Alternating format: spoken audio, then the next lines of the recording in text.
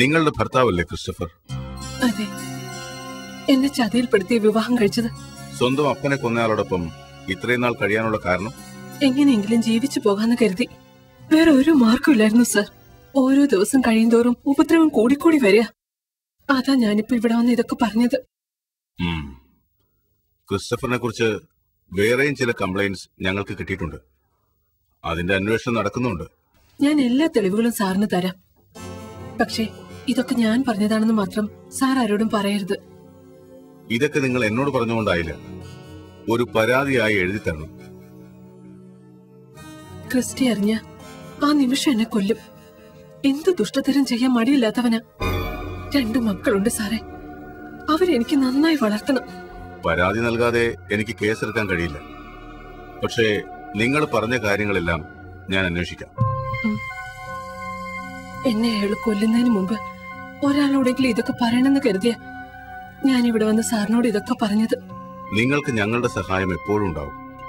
എന്തെങ്കിലും തരത്തിലുള്ള unusual movements ഉണ്ടായാൽ ഇൻഫോം ചെയ്യണം. ശരി സർ.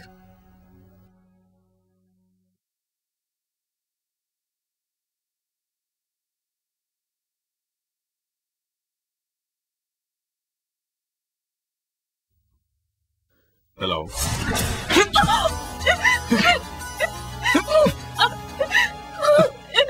നീ എനിക്കെതിരെ പോലീസിൽ പരാതി കൊടുക്കും അല്ലടി? ഇത്രയും കാലം എന്റെ ഒപ്പം മിണ്ടാപ്പോച്ച പോലെ നിന്നിട്ട് ഇപ്പൊ നീ തോന്നിയാസം കാണിക്കല്ലടി? നിനക്കൊന്നും ഞാൻ ആരാണെന്ന് ഇതുവരെ മനസ്സിലായിട്ടില്ല. നടക്കടി. നടക്കടി. പറഞ്ഞില്ലേ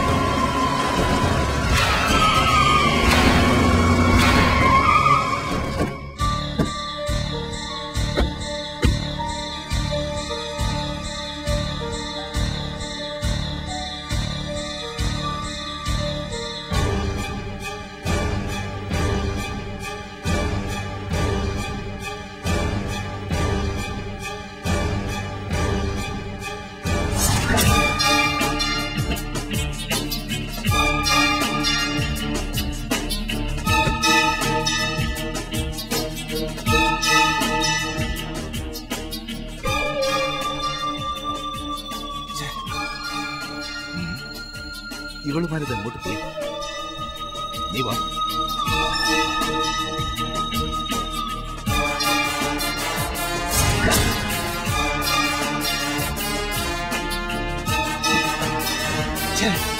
അവള് പോയി.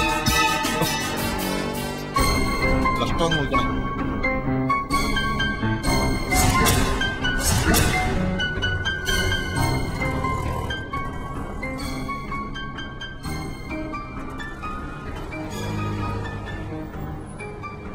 ഹലോ, ശിവദാസ് അല്ലേ?